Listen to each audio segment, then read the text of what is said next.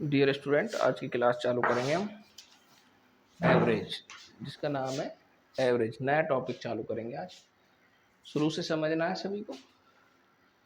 किसी भी बच्चे को दिक्कत आए तो वो हमें कमेंट कर सकता है। शुरुआत से हम एक्सरसाइज को समझते हैं तो हमें कोई दिक्कत नहीं आती है। ठीक है बच्चों, हम शुरू कर रहे हैं आज की क्लास। एवरेज क्या होता है? एवरेज औसत, हिंदी में औसत बोलते हैं इसको। देखो बेटा, ये कुछ संख्याएं हैं, इनके बारे में भी बताऊंगा। पहले उससे पहले थोड़ा सा बेसिक समझ लेते हैं। औसत क्या होता है? औसत क्या होता है बेटे? ठीक है बेटा, AVERAG। इंग्लिश में इसको एवरेज और हिंदी में इसको औसत। औसत ये होता है जैसे कुछ संख्याएं दी हों, जैसे 2, 3, 4, 5, ये मान लो 4 संख्याएं दी हों और आपसे कहे औसत निकालो, तो औसत का फार्मूला बनता है राशियों का योग बटे राशियों की संख्या। राशियों का योग, इसका इसका इसका इसका योग। 2 और 3 5 4 9 5 14, और राशियों की संख्या 1 2 3 4।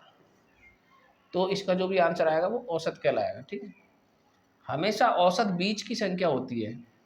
बीच की संख्या का मतलब अभी बता देता हूँ।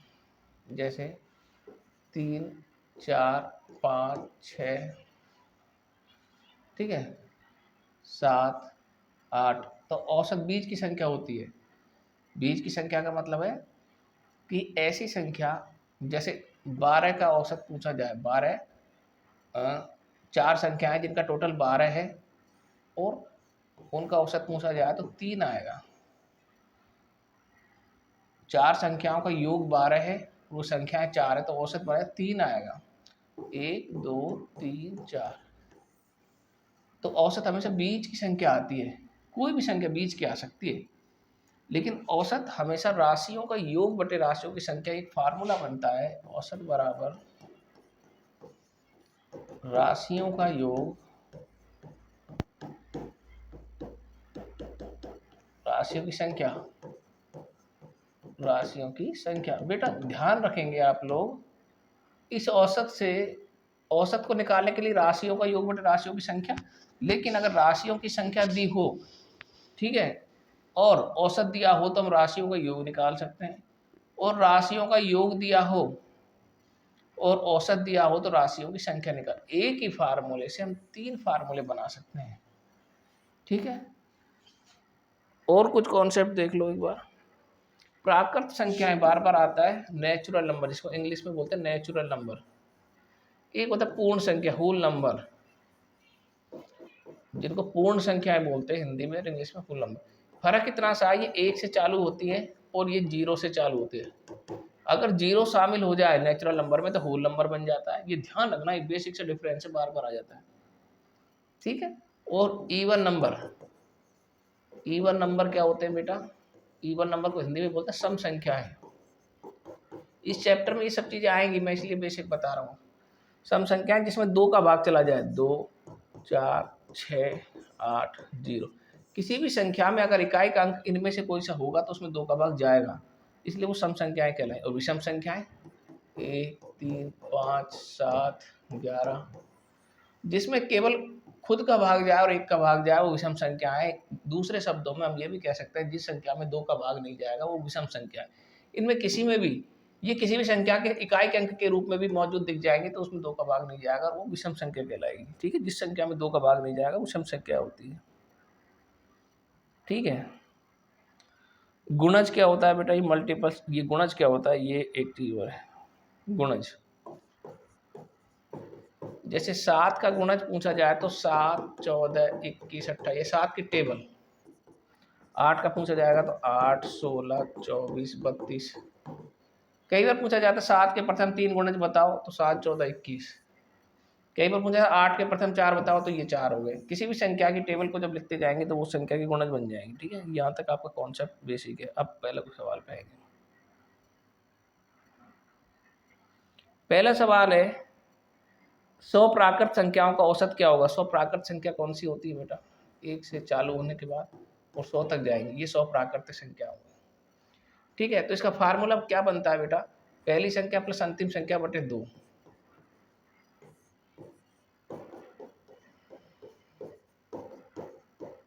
क्या है 50.1। ठीक है, हो गया सवाल। 50.1 या 50.5। देखो 101 में जब 2 का भाग देंगे, 2 पंजू 10, भाग में 11, जीरो लगा देंगे, फिर भाग में 11, 5 लगा देंगे, 50.5। 1 से लेकर किसी भी संख्या तक का औसत आपसे पूछा जाए, 1 से 50 तक का पूछा जाए तो पहला 1 से लेकर 50 को जोड़ के 2 का भाग दे दो। 1 से 25 का पूछा जाए तो पहली संख्या पहली और लास्ट संख्या 25 को भाग दोगे, 2 का भाग दे दो। तो किसी भी संख्या का पूछा जाए प्राकृत संख्या का 1 से, तो उसका फार्मूला पहली संख्या प्लस अंतिम संख्या बटे 2। ये इसका आंसर है। पूर्ण संख्या आ गई। अब आप कहोगे मैंने अभी बताया जस्ट, जब नेचुरल नंबर तो 1 से चालू होते हैं और पूर्ण संख्या 0 से चालू होती है। तो प्रथम 50 पूर्ण संख्या है। 50, देखो आप गलती बच्चे कहाँ करते हैं, मैं अभी बता देता हूँ उसी जगह। प्रथम 50 का तो वो क्या करते हैं 0 से 50, जबकि गलत हो गया। 0 से जब चालू हो गया तो जब 49 लास्ट आएगी तो 50 संख्याएं हो जाएंगी, क्योंकि 0 भी तो काउंट हो गया। तो पहली संख्या प्लस दूसरी संख्या बटे 2। 49 में जब 2 का भाग देंगे तो आंसर आपका आ जाएगा। ठीक है, 25 बार जाता तो पूरा आ जाता, 24.5 बार जाएगा तो 49। ये सबसे इंपॉर्टेंट चीज बता दी मैंने। होल नंबर पूर्ण संख्या का मतलब है 0 से चालू होगा, या 50,049 बार जाएगा। अगर ये 100 दे दिया होता तो 0 से लेकर 99 तक जाता। अगर 1000 दे दिया तो 0 से लेकर 999। यही फर्क था, यहाँ गलती कर देते हैं। इस सवाल को अच्छी तरह समझ लेना बाद में। अगला सवाल है बेटा, प्रथम 20 सम संख्याओं का औसत ज्ञात करो। प्रथम 20 सम संख्याएं, देखो पहली सम संख्या, दूसरी सम संख्या, इस तरीके से चलते चलते चलते चलते जो 20 तक की सम संख्याओं का औसत आपसे पूछ रहा है।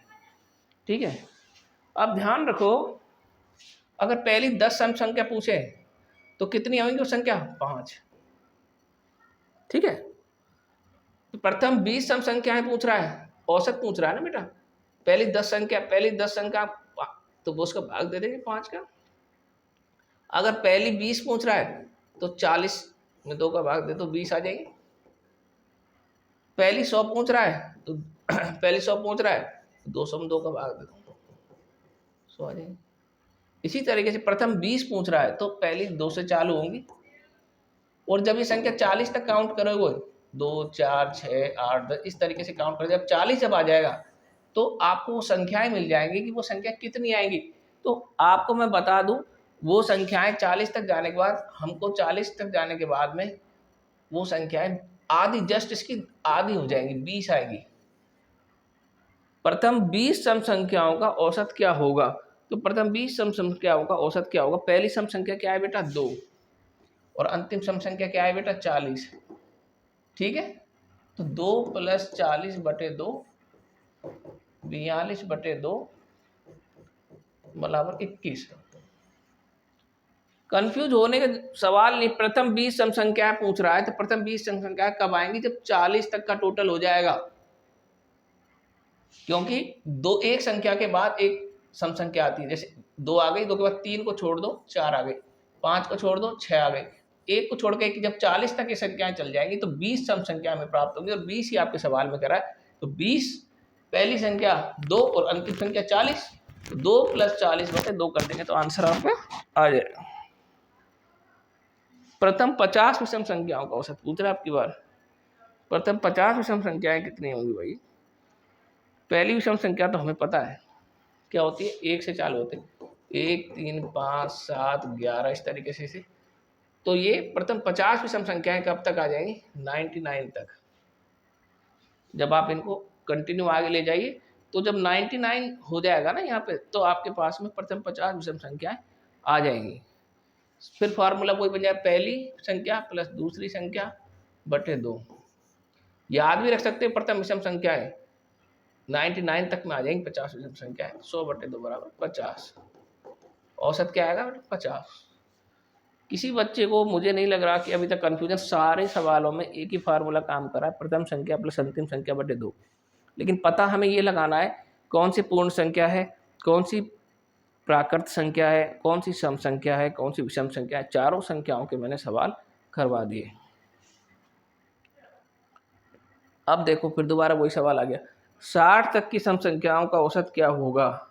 तो मैंने बता दिया, पहली 2 है और अंतिम 60 है, 2 + 60 बटे 2 कर दो, 62 बटे 2 कर दो, क्या आ जाए 2 3 31। किसी को दिक्कत है इसमें? नहीं। 40 तक फिर वही सवाल आ गया, 40 तक की विषम संख्या है, पहली क्या है 1 और अंतिम क्या है 39, क्योंकि 40 तो सम संख्या हो जाती है। 40 तक की तो 1 से लेकर 39 तक विषम संख्याएं आएंगी, तो पहली 1 है और अंतिम 39 है, 2 का भाग दे दो, 40 बटे 2 बराबर 20। ठीक है, किसी को दिक्कत नहीं होगी अभी तक, वही सवाल है। अब आया है 8 के प्रथम 9 गुणज का औसत ज्ञात करो। 8 के प्रथम 9 गुणज, मैंने आपको बताया किसी भी संख्या का गुणज मल्टीपल्स पूछे तो पहला 8 होएगा, दूसरा 16, 24, 32, 40।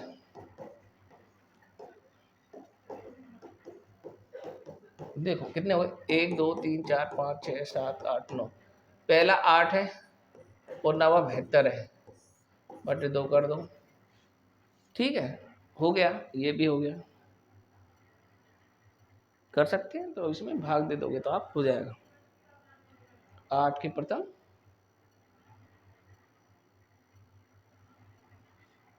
कर सकते हो ना आप, तो इनको जोड़ दो, 72 और 80 बटे 2 40 हो गए। अगर पूछे 5 के प्रथम 4 गुणज, अगर पूछे 3 के प्रथम 8 गुणज, कितने भी पूछे, पहली संख्या तो वही है जो पूछ रहा है और अंतिम संख्या इन दोनों का गुणा, इन दोनों को जोड़ के 2 का भाग दे दो, आंसर आ जाएगा। अब आइए अभाज्य संख्या। अभाज्य संख्याओं का कॉन्सेप्ट अच्छा कॉन्सेप्ट है, मैथमेटिक्स में मैं थोड़ा सा बता दूं अभाज्य संख्या क्या होती है। इंग्लिश में इसको प्राइम नंबर भी बोलते हैं, कभी कंफ्यूज नहीं होना आप। ये कई बार क्वेश्चन आते हैं, सबसे छोटी अभाज्य संख्या 2 होती है। ठीक है, सबसे छोटी अभाज्य संख्या 2 आती है, एक्सेप्शन केस है। जो संख्या केवल एक और खुद के अलावा किसी से विभाजित ना हो अभाज्य संख्या कहलाती है। जैसे 3, जैसे 5, इसमें क्या तो एक का भाग जाएगा, खुद का जाएगा, और किसी का भाग नहीं जाएगा, इसलिए ये प्राइम नंबर है।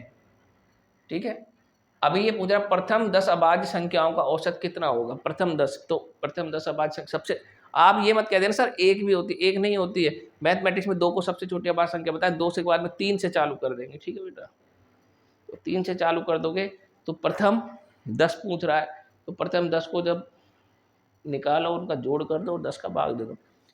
3 से चालू, 3 5 7 9 नहीं होगी, क्योंकि 9 में 3 का भाग जाता है, 3 9 का भी जाता है, 11 13 17 19 21 नहीं होगी, 7 का भाग चला जाता है, 23 27 भी नहीं होगी, 26 भी नहीं होगी, 29 में नहीं है, तो कितने हो गए बेटे 10, 1 2 3 4 5 6 7 8 9, एक और बता 31। ये 10 संख्या है, इन सबको जोड़ करके राशियों की संख्या 10 का भाग दे दोगे, आंसर आपका मिल जाएगा। प्रथम 10 अभाज्य संख्याओं को औसत आ जाएगा आपका बेटे। ठीक है, 10 अभाज्य संख्या 1 2 3 4 5 6 7 8 9 10। ठीक है, रुको हो जाएगी यहाँ 27 9 30 27 में तो जाता है 29। जो भी प्रथम अभाज्य संख्याएं जो भी आए, ध्यान दो जिसमें एक का खुद का भाग जाए, उन सभी को जोड़ करके 2 का भाग दे देंगे। हो सकता है सवाल में हमें बताने में कोई संख्या रह जाए, तो आप जब इनको सॉल्व करें तो निश्चित रूप से सारी संख्याओं को सही लें, जो भी जोड़ आएगा 10 का भाग जाएगा, आंसर आएगा। 5 क्रमागत, क्रमागत का मतलब होता है लगातार, कंटिन्यूअस संख्याओं का औसत 42 है, खुद ही ने बता दिया। 5 कोई संख्याएं हैं लगातार हैं और उनका औसत क्या है बेटा 42। तो सबसे छोटी संख्या पूछ रहा है आपसे। देखो मैंने आपको हमेशा ये बताया कि औसत हमेशा बीच की संख्या होती है। 42 औसत कब आ सकता है, जब 41 42 43 44 45। ठीक है, 40 से लो तब बीच में पड़ेगी, 40 तक है 45 और 44। ये 5 क्रमागत संख्याओं का औसत 42 कब आ सकता है, बीच की संख्या कब, 2 इधर से छोड़ो 2 इधर, अब आ सकता है ये। तो 5 क्रमागत संख्याओं का औसत 42 है, तो सबसे छोटी संख्या कौन सी हो गई, आपको दिख रही है आपकी आंखों के सामने, सबसे छोटी संख्या कौन सी है, कौन सी है 40 है ना। ठीक है, औसत हमेशा बीच की संख्या होती है। 4 क्रमागत संख्याओं का औसत खुद ही ने बता दिया 22.5 है, तो सबसे छोटी संख्या कौन सी होगी? तो 4 क्रमागत संख्या है, अगर हम 21 से ले लें, ठीक है, बीच की संख्या हमको लेनी है। देखो बेटा 21, 22, 23, 24। अब देखो बेटा, आप कहोगे कि सर बीच की संख्या कैसे आई? दो इधर से छोड़ दे, दो इधर छोड़ दे, तो यहाँ पे एक संख्या आएगी, वो क्या आएगी? 22.5 आएगी, ठीक है ना। 22, 23, 24, लेकिन इन दोनों के बीच की संख्या 22.5 आएगी, जो इनका औसत खुद ही ने दिया है। तो सबसे छोटी संख्या कौन सी है? आपकी आंखों के सामने ही है, ठीक है, 21 है, ठीक है। 5 क्रमागत सम संख्याओं का औसत 108 है, तो सबसे छोटी संख्या पूछ रहा है। 5 क्रमागत सम संख्याओं, मैंने हमेशा बताया आपको, औसत हमेशा बीच की संख्या होती है। और 108 कब आएगी? जब हम इस तरीके की कोई संख्याओं को लेंगे कि 108 बीच में फिट हो जाए। मान लीजिए हम 104 से लेना चालू करें सम संख्या, 104 के बाद 106 आता है, 108 आता है, 110 आता है, 112 आता है। दो इधर से छोड़ दो इधर, हमेशा औसत बीच की संख्या होती है। ये कह रहा है सबसे छोटी संख्या 104। देखो सवाल कितनी आसानी से हो रहे हैं, समझ में आना चाहिए, कॉन्सेप्ट आना चाहिए।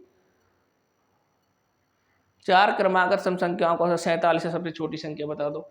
अभी ये तो बताया, ये 47 बीच में कब आ सकता है? जब 45 से चालू करें, 45, 46, 47, 48, 49।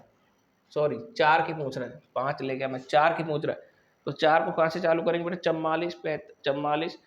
सम संख्या, गड़बड़ तो यही हो गई, सम संख्या कह रहा है ये तो 4। तो सबसे पहले कहाँ से ले? सम संख्याओं को, 4 क्रमागत सम संख्याओं का औसत 47 है, तो 4 क्रमागत कहाँ से ले? 47 कब बीच में आ सकता है?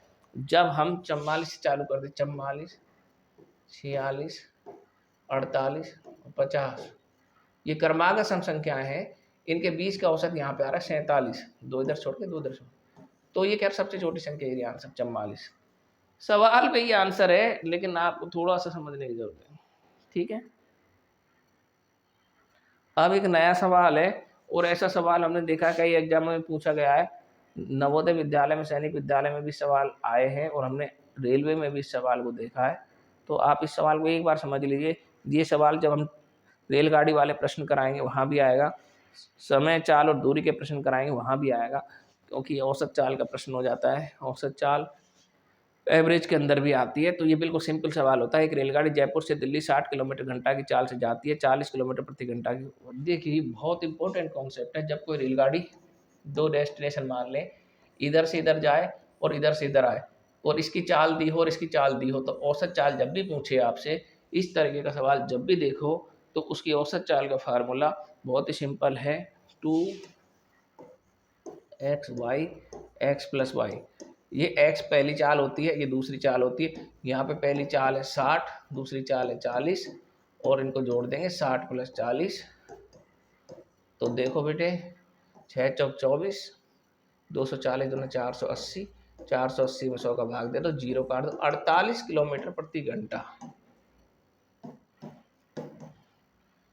ये बिल्कुल आसान सवाल होता है, लेकिन ये फार्मूला आपको याद होगा तभी ये सवाल आसान होगा, अदरवाइज ये आपको कठिन लगेगा। एक कक्षा में 20 विद्यार्थियों का औसत भार 40 किलो है। प्रत्येक विद्यार्थी के भार में 5 किलोग्राम की वृद्धि हो गई। पहले 40 किलो था, अब उसके भार 5 किलो प्रति ग्राम बढ़ा दिया गया है, ठीक है। तो ये सवाल में, तो जब 20 छात्रों का औसत भार 40 किलोग्राम था, ठीक है, तो 20 छात्रों का था 40 किलोग्राम, और जब प्रत्येक में 5 की वृद्धि हो गई, तो अब उनका हो गया 45 किलोग्राम, ठीक है। तो ये तो कुछ सवाल ही नहीं, सिंपल सा सवाल हो गया। पहले कह रहा है 20 विद्यार्थी का औसत भार 40 किलोग्राम था, कुल भार कितना हो गया? 800 किलोग्राम। और अब कह रहा है प्रत्येक विद्यार्थी भार में 5 किलोग्राम की वृद्धि चली। पहले 40 था, 45 हो गया, विद्यार्थी तो 20 की 20 रहे, 45 गुना 20 कर दो, तो ये 900 हो गया। तो कक्षा का औसत कितना हो जाएगा? कक्षा का औसत ये हो जाएगा भाई, क्या हो जाएगा? कक्षा का औसत ये हो जाएगा 900 बटे 20, राशियों का योग ये रहा और राशियों की संख्या ये रही, 45 हो जाएगा। पहले 40 था, 45 हो गया, ठीक है। इसमें तो सवाल ही नहीं है। चलो एक कक्षा के 20 विद्यार्थियों का औसत भार 50 किलोग्राम है। जब बेटा एक औसत दिया हो और विद्यार्थियों की संख्या दी हो ना, तो सबसे पहले कुल भार निकाल, कुल संख्या निकालते, कुल भार। और कुल भार का फार्मूला था औसत गुना राशियों की संख्या, औसत गुना राशियों की संख्या, राशियों की, औसत गुना राशियों की संख्या। तो औसत यहाँ पे दिया है 50 और राशियों की संख्या 20, 1000 किलोग्राम। एक 5 विद्यार्थी और शामिल हो गए, पहले कितने थे 20 और अब कितने हो गए 25। तो औसत भार में 2 किलोग्राम की वृद्धि, औसत भार पहले 50 था अब 52 हो गया, और विद्यार्थी कितने हो गए, पहले 20 थे 25 हो गए। गुणा करो एक बार, 50 5 25 125 5 130। तो नए आने वाले विद्यार्थियों को कुल भार अब आप निकाल सकते हो, कुछ भी दिक्कत नहीं है। ये आपका भार है, ये पहले का भार है। 1300 में से 1000 घटा दो आप, 300 किलोग्राम भार बढ़ा है। ठीक है, अगला सवाल देखेंगे बेटे। एक कक्षा में 10 विद्यार्थियों का औसत, जब मैंने कहा जब विद्यार्थियों की संख्या या किसी की संख्या और औसत भार देते तो कुल भार निकालना बहुत जरूरी है। कुल भार 10 विद्यार्थियों का औसत भार यह है, तो कुल भार 350 किलो हो गया। एक अध्यापक का भार भी शामिल कर लिया, यदि एक अध्यापक का भार और शामिल कर लिया तो पहले कितने विद्यार्थी थे 10, अब कितने हो गए 11। औसत भार में 1 किलोग्राम की वृद्धि होगी, पहले 35 था अब 36 हो गया। तो गुणा करो, ठीक है, यही आएगा। तो उसका अध्यापक का भार पहुंच रहा है, तो इसमें से उसको घटा दो और अध्यापक का भार आपके सामने आ जाए 76 किलोग्राम। कुछ भी नहीं होता इन सवालों में, सिर्फ समझने वाली बात होती है। कहीं गलत तो नहीं हो गया सवाल? 36 3, सॉरी यहाँ 39 आएगा, 396 आएगा, और ये 396 में से घटेगा तो ये घटेगा, तो ये 6 रह जाएगा, 9 में 5 4, 46 किलोग्राम आएगा। देखो जोड़ बाकी गुणा बाकी आपको करना है, सिर्फ हमको एक कॉन्सेप्ट बता दिया कि पहले जितने विद्यार्थी हैं, जितने भी लोग हैं, उनका औसत भार दिया हो तो कुल भार निकाल लेते हैं। और जब भी कोई नया शामिल हो जाता है तो वो संख्या चेंज हो जाती है, पहले जितने थे उसमें वो संख्या जोड़ देते हैं, औसत जितना था उसमें औसत जोड़ देते हैं, कुल निकालने के लिए उसको नए को गुणा कर देते हैं। अब देखो फिर वही कह दिया इसने, 4 संख्याओं का औसत 20 है, ठीक है, और 3 संख्याओं का औसत 18, तो 4 गुना 20 कर दो, 3 गुना 18 कर दो, उसमें से घटा दो, कोई दिक्कत नहीं है। 4 गुना 20 गुना 4, ये तो पहली संख्याओं का योग हो गया, और ये 18 गुना 3 ये दूसरी संख्याओं का योग हो गया। इसमें से को घटा दो, आंसर आ गया जो ये पूछ रहा है। 60 70 80 26, चौथी संख्या क्या होगी बेटा 26। एक विद्यार्थी ने अपने 5 विषयों में औसत 80% अंक प्राप्त किए, इसके 4 विषयों के तो इसने दे दिया, तो 5 विषय को निकाल देंगे, इसमें कुछ भी नहीं है। 5 विषय के अंक है उसके 80%, तो 5 विषय के अंक 80%, तो टोटल अंक कितने हो गए 80 गुना 5, 400 अंक हो गए। और 4 के उसने दिए ही हैं, चारों को जोड़ के इसमें से घटा दो, तो आंसर आ जाएगा 82 84 78 और 72, इनको जोड़ दो। 4 2 6 और 8 14 15 16 का 6 हासिल किए, 8 2 16 16 8 3 24 8 4 32 में से 316। यदि 400 में से 316 घटा दो, ये पाँचों के थे, ये 4 के हैं, घटा दो 316, 10 में 6 गए 4, ठीक है, 9 में से 9 तो 8 रह गया, 84%। कितने प्रतिशत अंक हैं उसके 5वें विषय में? 84%। ठीक है,